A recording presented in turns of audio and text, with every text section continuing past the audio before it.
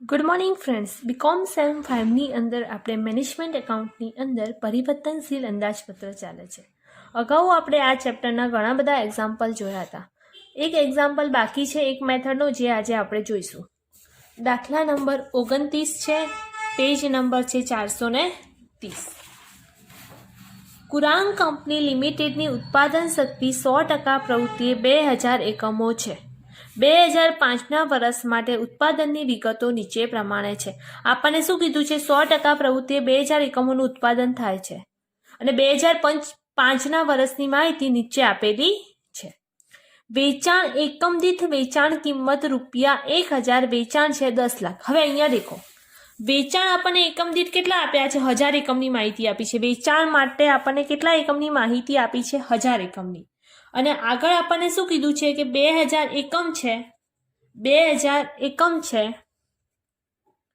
અને 100% એ કાર્ય કરે છે, બરાબર. પણ માહિતી આપણને શેની આપી છે? 1000 એકમની આપી છે. શેની આપી છે? 1000, બરાબર. તો 1000 એકમો એ કેટલી સપાટી થશે? 2000 જો 100% હોય તો 1000 એ કેટલી હોય? 50% ઉત્પાદન શક્તિ કહેવાય. કેટલી કહેવાય? 50% ઉત્પાદન શક્તિ, બરાબર. એટલે આપણને બુક્સની અંદર આપણને માહિતી શેની આપી છે? 50%ની આપેલી છે. પહેલું આપણને આપ્યું છે વેચાણ. વેચાણ આપણને કિંમતની અંદર જ આપ્યું છે, બરાબર. આગળ શું કીધું છે? મૂળ કિંમત પર નફાનો દર 66.2%. હવે અહીંયા દેખો, આપણને મૂળ કિંમત પર નફાનો દર કીધું છે, વેચાણ પર નફાનો દર કીધું નથી. તો પહેલું સ્ટેપ અહીંયાથી જ આપણે બને છે શોધવાનું, બરાબર. એ આપણે પછી શોધી, એકવાર આપણે રકમ જોઈ લઈએ કે શું કહેવા માંગે છે, બરાબર. કારખાના પરોક્ષ ખર્ચ છે, સ્થિર, ચલિત, અર્ધચલિત, જે આપણને ટકાવારીમાં આપ્યા છે 48%, 32% અને 20%.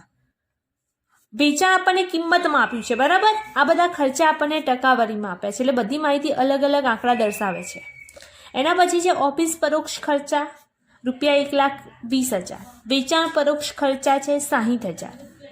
પછી છે માલસામાન અને મજૂરીનું પ્રમાણ 5:3.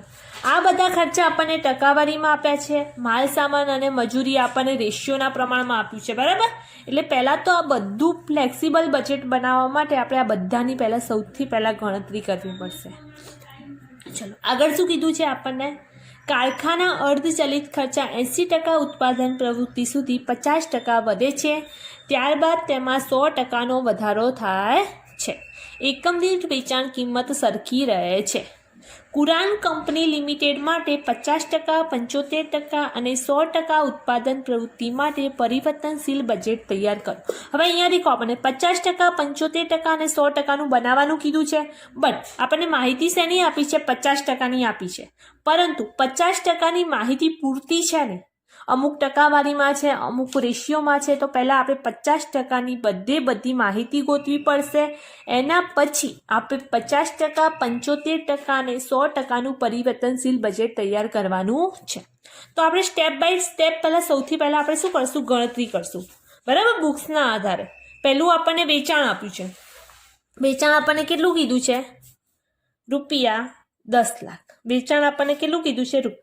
₹10 લાખ. પછી શું કીધું છે આગળ? આપણને દેખો, મૂળ કિંમત પર નફાનો દર. વેચાણ પર નથી કીધો, તો આપણે સૌથી પહેલા શું કરશું? ધારો કે મૂળ કિંમત ₹100 છે. કેટલી છે? ₹100 છે. મૂળ કિંમત પર નફાનો દર કેટલો છે? મૂળ કિંમત પર નફાનો દર છે 66.2%. એટલે તમે એને 66.67% પણ કહી શકો. હવે મૂળ કિંમત પ્લસ નફો કરો તો તમને શું મળે? વેચાણ મળે 166.67% વેચાણ. હવે આ 166.67% છે, એ ગણતરી થોડી ઓકવર્ડ લાગે, બરાબર. તો આપણે આને 100ની ટકાવારીમાં આપણે કન્વર્ટ કરી દઈએ, બરાબર. આગળ તો એ કેવી રીતે શોધશું? 166.67 વેચાણ કેટલું છે? 166.67 આપણે શોધ્યું. ત્યારે નફો કેટલો છે? 66.67. ત્યારે નફો કેટલો છે? 66.67, બરાબર. પર્સન્ટેજમાં છે. તો 100% એ વેચાણ કેટલું થશે? બરાબર. 100% એ નફાનો દર કેટલો થશે? 100% એ કરીએ તો આપણને ગણતરીમાં થોડું ઇઝી રહે. તો 100 ગુણ્યા 66.67 ભાગ્યા 166.67 એટલે કેટલા આવે છે? દેખો 40.00 આવે છે એટલે 40% કહેવાય. તો વેચાણ પર નફાનો દર આપણે કેટલો આવ્યો? 40% આવ્યો. બરાબર. વેચાણ પર આપણને રકમની અંદર કેવી રીતે આપ્યો? તો મૂળ કિંમત પર નફાનો દર 66.2% આપ્યો હતો. આપણે વેચાણ પર નફાનો દર જોઈએ છે. બરાબર. તો વેચાણ આપણને કેટલું આપ્યું છે રકમમાં? રૂપિયા 10 લાખ. કેટલું આપ્યું છે? 10 લાખ. એમાં નફો છે 40%. નફો આપણે શોધ્યો. હાલ કેટલો આવ્યો? વેચાણ પર 40% આવ્યો. એટલે 10 લાખના 40% કેટલા થશે?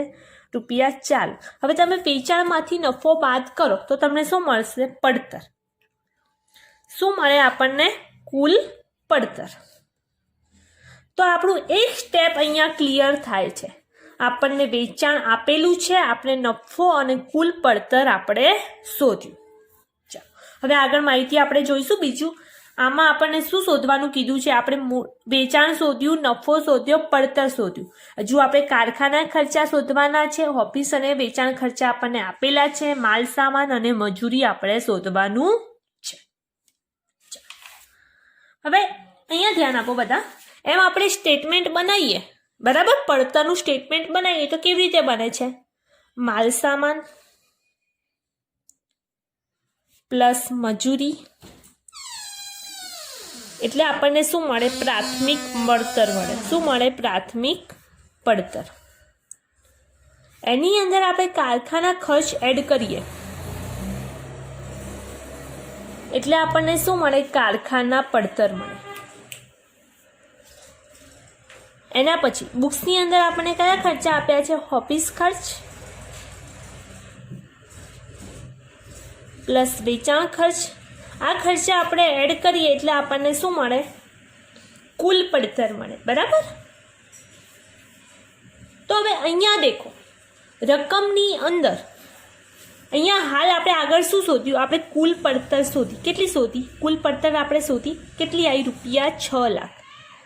કુલ પડતર કેટલી આવી છે? રૂપિયા 6 લાખ. બરાબર. આપણને અહીંયા નફો અને વેચાણ આપણે શોધ્યું. બરાબર. પણ હાલ એની કોઈ જરૂર છે નહીં એટલે આપણે લખતા નથી.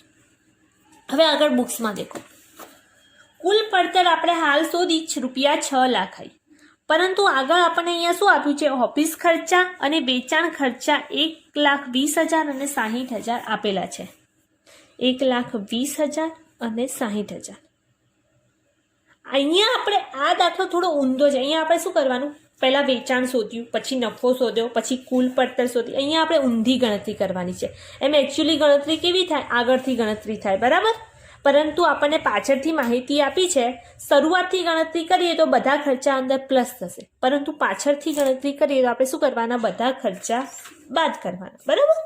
કુલ પડતર આપણને કેટલી આપી છે? અહીંયા દેખો કુલ પડતર આપણે શોધી રૂપિયા 6 લાખ. એની અંદર ખર્ચા દેખો. ખર્ચા કેટલા આપ્યા છે? ઓફિસ ખર્ચા અને વેચાણ ખર્ચા તમે બાદ કરો તો તમને શું મળે? કારખાના પડતર મળે. તો એ બે ખર્ચા આપણને કેટલા આપ્યા છે? 1,20,000 અને 60,000. તો ટોટલ કેટલા થશે? રૂપિયા 1,80,000. બાદ કરો કેટલા આવશે? 4,20,000. હવે કુલ પડતરની અંદરથી તમે ઓફિસ ખર્ચા અને વેચાણ ખર્ચા બાદ કરો તો તમને શું મળે છે? કારખાના પડતર મળે છે. શું મળે છે? કારખાના પડતર. તો આપણું એક બીજું સ્ટેપ ક્લિયર થઈ ગયું. બરાબર. 4,20,000 આપણને કારખાના પડતર મળી ગઈ.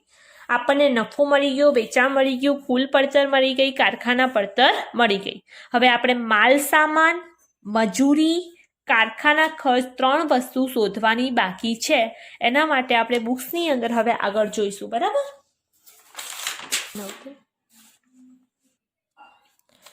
આપણે અહીંયા 3 વસ્તુ ગોતવાની બાકી છે: માલ સામાન, મજૂરી અને કારખાના ખર્ચા. બરાબર. એના માટે આપણે આગળ હવે બુક્સની અંદર રકમ જોઈશું. ચાલો, આ 2 વસ્તુ તો વેચાણ અને મૂળ કિંમત પતી ગયું. બરાબર. આગળ શું કીધું છે? કારખાના પરોક્ષ ખર્ચા સ્થિર 48%. હવે કોના 48% એવું આપણને કીધું છે નહીં. ચલિત જે પ્રાથમિક પડતરના 10%, અર્ધચલિત ખર્ચા 20%. હવે આના આધારે આપણે શોધવાનું છે. બરાબર. તો આપણે શું કરશું? અહીંયા શું કીધું છે? ચલિત કારખાના ખર્ચા. ચલિત કારખાના ખર્ચા કેવા કીધા છે આપણને? પ્રાથમિક પડતરના 10% કીધા છે, બરાબર. કોના કીધા છે? પ્રાથમિક પડતરના. તો આપણે ધારો કે પ્રાથમિક પડતર ₹100 છે. કેટલી છે? ₹100 છે. કારખાના ખર્ચ એના 10%. કારખાના ખર્ચ શું છે? એના 10%. તો 100 ના 10% કરીએ તો કારખાના ખર્ચ કેટલા થશે? ₹10 થશે, બરાબર. અહીંયા શું કીધું છે? પ્રાથમિક પડતર 100 છે. ચલિત કારખાના ખર્ચ, હા, કયો? ચલિત કારખાના ખર્ચ પ્રાથમિક પડતરના 10% છે એવું આપણને રકમની અંદર કીધું છે. તો પ્રાથમિક પડતર આપણે 10 ધારી, કારખાના ખર્ચ એના 10%, એટલે ચલિત કારખાના ખર્ચ થયો ₹10. હવે આગળ દેખો. આગળ આપણને શું કીધું છે? આપણે ચલિત શોધ્યો. ચલિત આપણે 10 આવ્યો, બરાબર. પરંતુ સ્થિર અને અર્ધચલિત તો શોધવાનો બાકી છે ને. સ્થિર અને અર્ધચલિત શું છે? શોધવાનો બાકી છે. તો એ આપણે કેવી રીતે શોધશું? તો એના માટે ચલિત કેટલા ટકા આપણને કીધો છે? 32%. કેટલો કીધો છે? 32% કીધો છે. કેટલો કીધો છે? 32%. જો 32% એ આપણો ચલિત ખર્ચ કેટલો આવ્યો? 10. 32% એ આપણો ચલિત ખર્ચ છે 10%. 32% એ ચલિત ખર્ચ 10%. તો અહીંયા સ્થિર ખર્ચ માટેની ટકાવારી આપણને કેટલી આપી છે? 48% આપી છે. કેટલી આપી છે? 48% એ કેટલા? બરાબર, 48% ટકાવારી આપી છે. 32% એ આપણો ચલિત ખર્ચ કેટલો થયો? ₹10. તો 48% એ સ્થિર ખર્ચ કેટલો? એ જ રીતે અર્ધચલિત ખર્ચ. અર્ધચલિત ખર્ચની ટકાવારી કેટલી આપી છે? આપણને 20% આપી છે. કેટલી આપી છે? 20%. તો અહીંયા લખો 32% એ ચલિત ખર્ચ કેટલો આવ્યો? ₹10. તો 20% એ અર્ધચલિત ખર્ચ કેટલો? ચલો કરી દો. કેલ્સીમાં પહેલા સ્થિર કરો. 48 × 10 / 32 કેટલા આવે છે? 15. તો સ્થિર ખર્ચ આપણો રૂપિયા આવ્યો 15. ચલિત આપણે 10 શોધ્યો તો સ્થિર આવ્યો 15. હવે અર્ધચલિત કરો. 20 × 10 / 32. તો અર્ધચલિત આવે છે ₹6.25. કેટલા આવે છે? 6.25 આવે છે, બરાબર. તો આપણે કારખાના ખર્ચની અંદર 3 ભાગ પાડે છે: ચલિત, સ્થિર અને અર્ધચલિત. હવે ચલિત ખર્ચ આપણા જોડે આવ્યો ₹10, બરાબર. સ્થિર ખર્ચ આવ્યો 15 અને અર્ધચલિત આવ્યો ₹6.25, બરાબર. તો કુલ કારખાના ખર્ચ થાય છે 31.25, બરાબર. કુલ કારખાના ખર્ચ રૂપિયાની અંદર કેટલો થાય છે? 31.25. હવે અહીંયા દેખો, આગળ આપણે અહીંયા જોઈએ. તમે માલ સામાન પ્લસ મજૂરી એટલે પ્રાથમિક પડતર પ્લસ કારખાના ખર્ચ કરો તો તમને શું મળે? કારખાના પડતર મળે. તો કારખાના ખર્ચ આપણા જોડે કેટલો આવ્યો? 31.25 આવ્યો. કેટલો આવ્યો? 31.25. અને આપણે પ્રાથમિક પડતર કેટલી ધારી હતી? પ્રાથમિક પડતર આપણે ધારી હતી ₹100. કેટલી ધારી હતી? 100. હવે પ્રાથમિક પડતર પ્લસ કારખાના ખર્ચ આપણે કરીએ તો 131.25 થાય. એને શું કહેવાય? કારખાના પડતર કહેવાય. શું કહેવાય? કારખાના પડતર. હવે અહીંયા દેખો, તો કારખાના પડતર તો આપણને અહીંયા રકમમાં આપી છે ને. આગળ આપણે શોધી હતી ₹4,20,000 આવી હતી, બરાબર. કેટલી આવી હતી? 4,20,000. તો હવે અહીંયા દેખો 131.25 કારખાના પડતર કેટલી આવી? ₹4,20,000. કેટલી આવી? ₹4,20,000. તો 100 પ્રાથમિક પડતર કેટલી? 100 પ્રાથમિક પડતર કેટલી? કરો કેલ્સીમાં.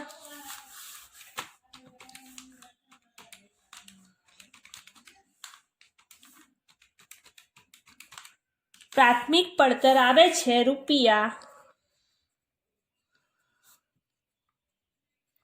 ₹3,20,000. એ જ રીતે ફરીથી આપણે કારખાના ખર્ચ બી એ જ રીતે શોધી શકીએ ને. 131.25 કારખાના પડતર છે 4,20,000. કેટલી છે? 4,20,000. તો 31.25 કારખાના ખર્ચ કેટલો? 31.25 કારખાના ખર્ચ કેટલો? કરો કેલ્સીમાં. 31.25 ગુણ્યા 4,20,000 ભાગ્યા 131.25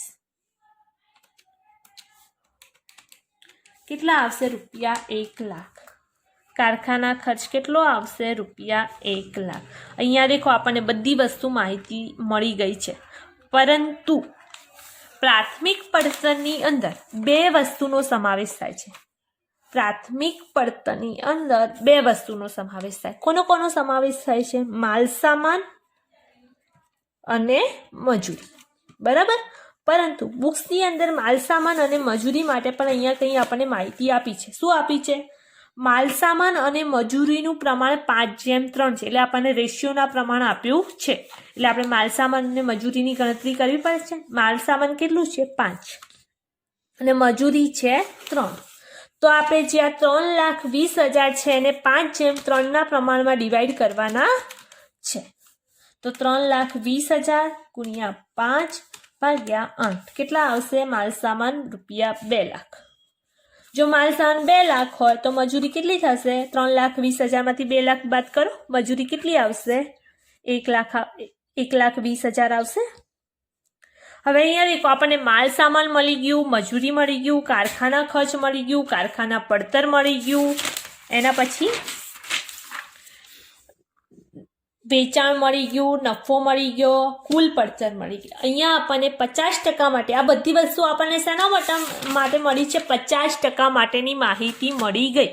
બરાબર. હવે 50%ની માહિતી આપણને મળી જાય તો આપણે બીજા લોકોની તો શોધી શકીએ. આપણે કોનું કોનું બનાવવાનું કીધું છે? દેખો 50%, 75% અને 100% માટે પરિવર્તનશીલ બજેટ તૈયાર કરો. હવે અહીંયા આપણને 50%, 75% અને 100%નું પરિવર્તનશીલ બજેટ બનાવવાનું કીધું છે. તો આપણે એક પેજનું 50%, 75% અને 100%નું પરિવર્તનશીલ બજેટ જે અગાઉ જેવી રીતે દોરતા હતા એવી રીતે દોરશું. બરાબર. ચાલો હવે અહીંયા દેખો આપણને 100% માટે કેટલા એકમો આપ્યા છે? 100% માટે આપણને 2000 એકમો આપ્યા છે. તો અહીંયા આપણે લખશું 100% માટે 2000 એકમ. એના પછી આપણે જોયું હતું કે એકમ દીઠ વેચાણ કિંમત 1000 એકમ. આ 1000 એકમ કોના માટે હતા? 50% માટે. 50% માટે કેટલા છે? 1000 એકમ. તો આપણે કોના શોધવાના રહ્યા? 75%ના એકમો શોધવાના રહ્યા. તો એ કેવી રીતે આપણે શોધશું? 50% એ 1000 એકમ, તો 75% એ કેટલા? તો 75% એ કેટલા એકમો આવશે? 1500 એકમ. તો સૌથી પહેલું સ્ટેપ આપણું કયું આવશે? કે આપણે દરેકના એકમો શોધવાના છે અને એ આપણે આપણા બજેટની અંદર લખી દઈશું. ચાલો હવે લાઇનસર જે આપણે પડતરનું સ્ટેટમેન્ટ બનાવીએ છીએ એ પ્રમાણે આપણે વિગતો લખવાની છે. બુક્સની અંદર પહેલાં વેચાણ આપ્યું છે, પરંતુ આપણે પહેલાં વેચાણ લખવાનું નથી. પહેલું શું આવે? માલ સામાન. હવે દેખો આપણે આગળ ગણતરી કરી હતી 50% માટે માલ સામાન કેટલા આવ્યા હતા? રૂપિયા 2 લાખ. તો લખી દો 2 લાખ. પછી મજૂરી કેટલી આવી હતી? રૂપિયા 1,20,000. આ બંનેનો સરવાળો કરો એટલે શું થશે? પ્રાથમિક પડતર થશે. એટલે આપણને મળશે 3,20,000. હવે આ માલ સામાન અને મજૂરી એ કેવો ખર્ચો કહેવાય? ચલિત ખર્ચો કહેવાય. બરાબર. ચલિત ખર્ચો એ શું હોય? દરેક સપાટીએ બદલાતો રહે. તો આપણે 75% અને 100% માટે શોધવું પડશે. તો આપણે કેવી રીતે શોધવાનું? 50% એ માલ સામાન 2 લાખ, તો 75% એ કેટલા? કરો કેટલા આવશે? રૂપિયા 3 લાખ.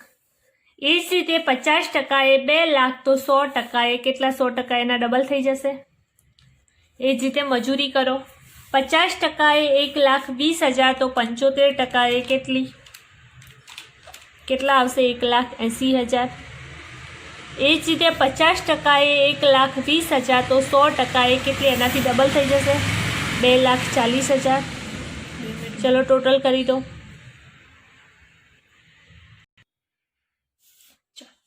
ટોટલ કરો કેટલું થશે? 4,80,000. 100%નું કેટલું થશે? 6,40,000. તો આપણને મળી પ્રાથમિક પડતર. તો પહેલા માલ સામાન મજૂરી આવે, એના પછી શું આવશે? એના પછી આવશે કારખાના ખર્ચા. કારખાના ખર્ચાની અંદર 3 ભાગ પાડ્યા છે.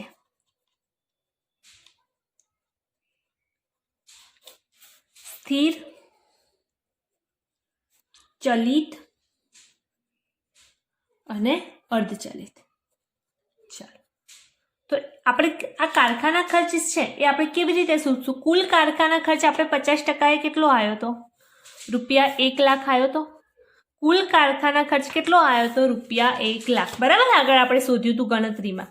હવે અહીંયા બુક્સમાં દેખો, કારખાના ખર્ચમાં શું કીધું છે? 48% સ્થિર. તો 1 લાખના તમે 48% કરો, કેટલા આવશે? 48,000 આવશે. એ જ રીતે 1 લાખના 32% કરો, કેટલા આવશે? 32,000 આવશે. એ જ રીતે 1 લાખના 20% કરો, કેટલા આવશે? 20,000 થશે. ટોટલ આપણું 1 લાખ થવું જોઈએ. બરાબર, અહીંયા આપણને બુક્સમાં કીધું છે આટલા 48% સ્થિર છે, 32% ચલિત છે અને 20% એ અર્ધચલિત ખર્ચ છે. હવે અહીંયા દેખો, સ્થિર ખર્ચ હોય એ દરેક સપાટીએ કેવો રહે છે? સ્થિર રહે છે. બરાબર, તો 75% માટે પણ કેટલો રહેશે? 48,000 જ રહેશે. 100% માટે પણ કેટલો રહેશે? રૂપિયા 48,000.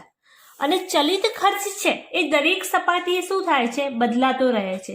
તો એ આપણે કેવી રીતે શોધશું? 50% એ 32,000, તો 75% એ કેટલા આવશે? રૂપિયા 48,000.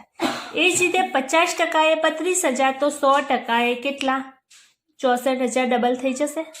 હવે દેખો, અર્ધચલિત ખર્ચા કેવી રીતે શોધવાના? અર્ધચલિત ખર્ચા માટે અહીંયા બુક્સની અંદર આપણને માહિતી આપી છે. દેખો, કારખાના અર્ધચલિત ખર્ચા 80% ઉત્પાદન પ્રવૃત્તિ સુધી 50% વધે છે. અહીંયા આપણને શું કીધું છે? કારખાના અર્ધચલિત ખર્ચ. આપણે એની ગણતરી બતાવવાની. બરાબર, એટલે આપણને ખ્યાલ આવે કે કારખાના અર્ધચલિત ખર્ચ ક્યાંથી આવે છે. તો એમાં આપણને શું કીધું છે? 80% ઉત્પાદન પ્રવૃત્તિ સુધી 50% વધે. 80% સુધી શું વધે છે? 50% વધે છે. પછી આગળ શું કીધું છે? જ્યારે 100%નો વધારો થાય ત્યારે એકમ દીઠ વેચાણ કિંમત સરખી રહે છે. 100% માટે કેવી છે? એકમ દીઠ સરખી રહે છે.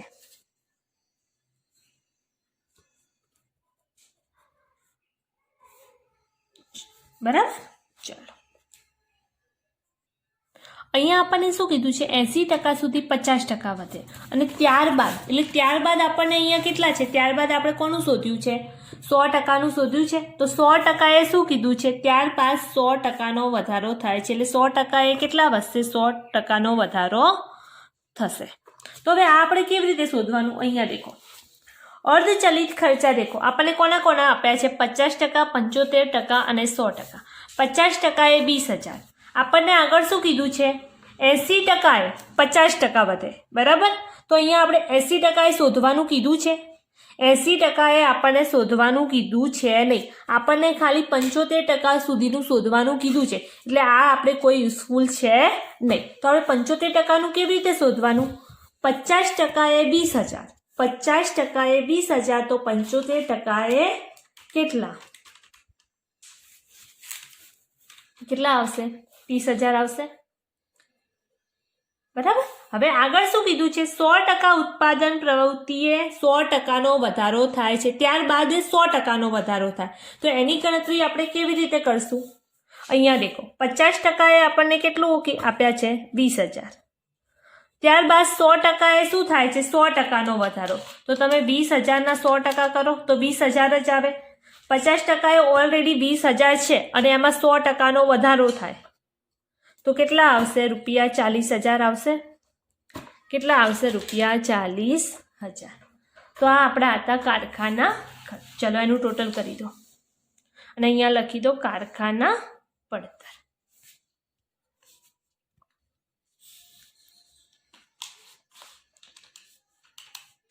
કેટલા છે? 48,000, 48,000, 30,000. બરાબર, 1,26,000. એ જ રીતે 48,000,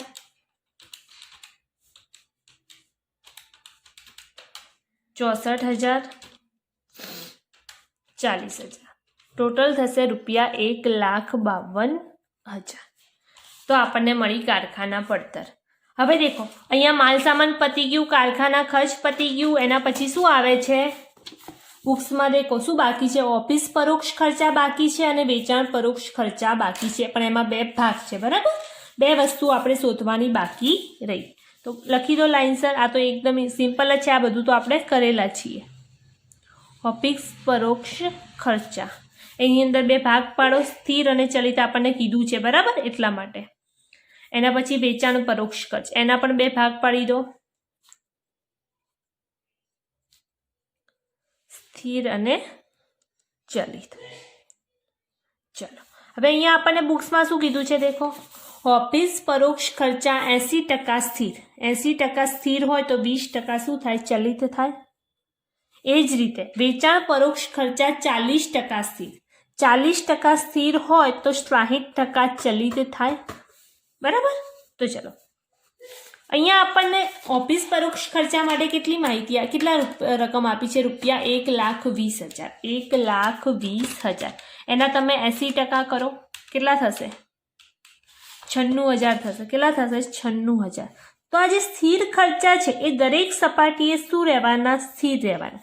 એટલે દરેક સપાટીએ 96,000 આવે. એના પછી છે 20% ચલિત. તો તમે 1,20,000 ના 20% કરો, કેટલા આવે છે, ₹24,000. આ ચલિત ખર્ચા છે એટલે દરેક સપાટીએ બદલાય. બરાબર, 50% એ 24,000, તો 75% એ કેટલા શોધી દો, કેટલા આવશે, ₹36,000. એ જ રીતે 50% એ 24,000, તો 100% એ કેટલા, એના ડબલ થશે, 48,000. બરાબર, ચાલો હવે આગળ દેખો વેચાણ પરોક્ષ ખર્ચા. વેચાણ પરોક્ષ ખર્ચ આપણને કેટલા આપ્યા છે, ₹60,000.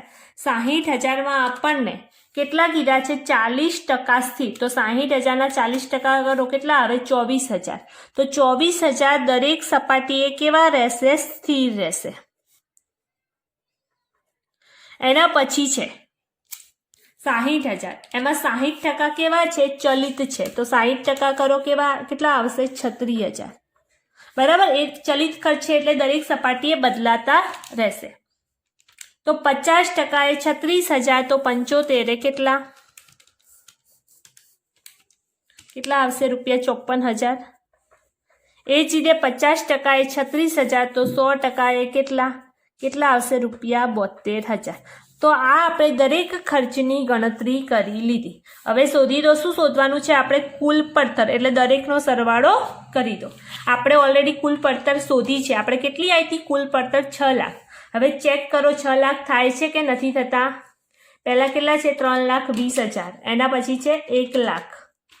એના પછી છે 96,000, 24,000 અને 36,000. બરાબર, થઈ કુલ પડતર ₹6 લાખ થાય છે. બરાબર, એના પછી વેચાણ કેટલું આવ્યું હતું, આપણને વેચાણ આપેલું છે, કેટલું આપ્યું છે દેખો, ₹10 લાખ. કેટલું છે, 10 લાખ. અગાઉ આપણે આ વેચાણની ગણતરી કરી હતી. નફો આપણે કેટલો આવ્યો તો 4 લાખ. તો ચેક કરો, નફો 4 લાખ આવે છે. 10 લાખમાંથી 6 લાખ જાય એટલે કેટલા, 4 લાખ. નફો આવ્યો 4 લાખ. ચલો, આ તો આપણે 50%ની ગણતરી તો અગાઉ આપણે કરી. હવે આપણે 75% અને 100%ની કુલ પડતર, નફો અને વેચાણ શોધવાનું છે. તો કરો 4,80,000, 1,26,000,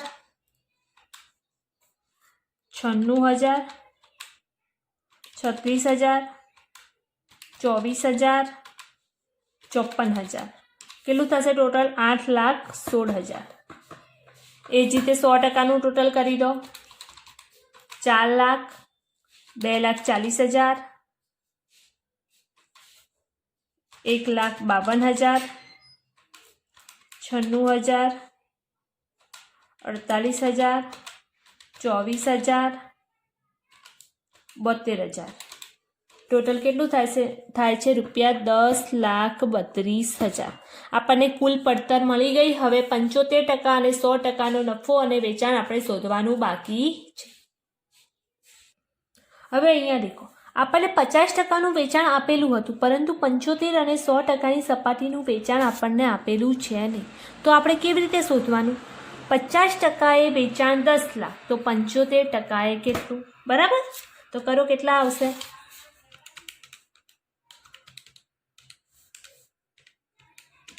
કેટલું આવે છે? ₹15 લાખ. એ જ રીતે 50%એ 10 લાખ, તો 100%એ કેટલું? એનાથી ડબલ થઈ જશે, ₹20 લાખ. ચલો નફો શોધી દો. 15 લાખમાંથી 8,16,000 બાદ કરો, 6,84,000. 75%એ નફો કેટલો થાય છે? 6,84,000. એ જ રીતે 100% માટે કરો. કેટલો આવશે? ₹9,68,000. તો આ આપણને મળ્યું 50%, 75% અને 100% માટેનું નફો, વેચાણ અને કુલ પડતર. બરાબર. આ ટાઈપના બીજા દાખલા પણ છે, એ આપણે ગણવાના છે. આ દાખલો ફરીથી ગણવાનો છે, મારા જોડે બી ગણવાનો અને ફરી જાતે 2 વખત ગણવાનો. ના ખબર પડે તો તમે લોકો મને પૂછી શકો છો.